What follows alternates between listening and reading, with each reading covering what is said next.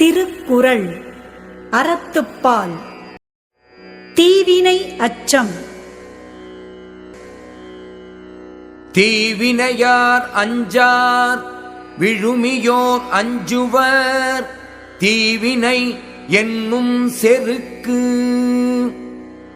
தீயவை செய்தலாகிய செருக்கை தீவினை உடைய பாவிகள் அஞ்சார். தீவினை இல்லாத மேலோர் மட்டுமே அஞ்சுவர். தீயவை தீய பயத்தலால் தீயவை தீயினும் அஞ்சப்படும். தீய செயல்கள் தீமையை விளைவிக்கும் தன்மை உடையனவாக இருத்தலால் அத்தீய செயல்கள் தீயைவிட கொடியனவாக கருதி அஞ்சப்படும்.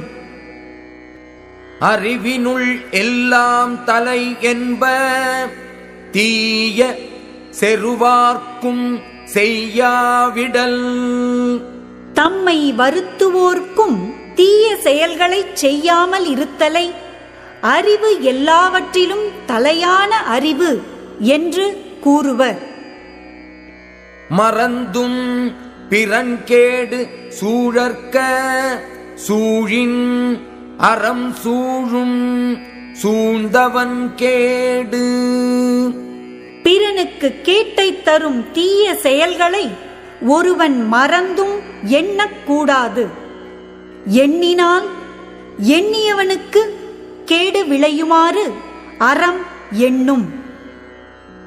இலன் என்று தீயவை செய்யற்க செய்யின் இலன் ஆகும் மற்ற பெயர்த்து. யான் வறியவன் என்று நினைத்து தீய செயல்களைச் செய்யக்கூடாது. செய்தால் மீண்டும் வறியவனாகி வருந்துவான். தீப்பால தான் பிறர்கண் செய்யற்க நோய்பால தன்னை அடல் வேண்டாதான்.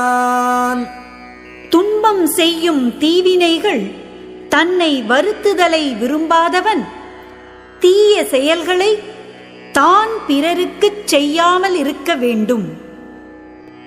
எனைப்பகை உற்றாரும் உய்வர் வினைப்பகை வீயாது பின் சென்று அடும். எவ்வளவு கொடிய பகை உடையவரும் தப்பி வாழ முடியும்.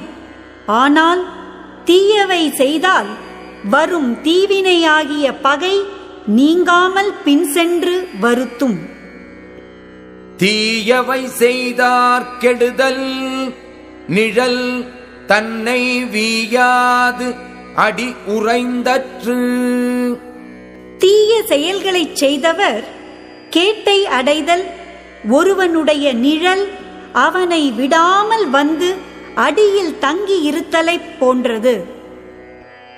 தன்னை தான் காதலன் ஆயின் எனைத்து ஒன்றும் துன்னற்க தீவினைப்பால்.